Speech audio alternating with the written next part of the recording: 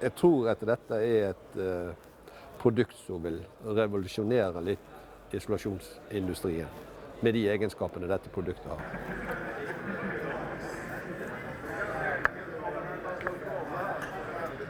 Jordrysa er jo en aerogel, den jeg holder i neven nå, som er helt nytt.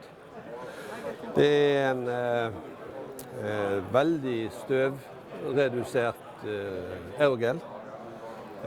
Alle testene vi har gjort når det gjelder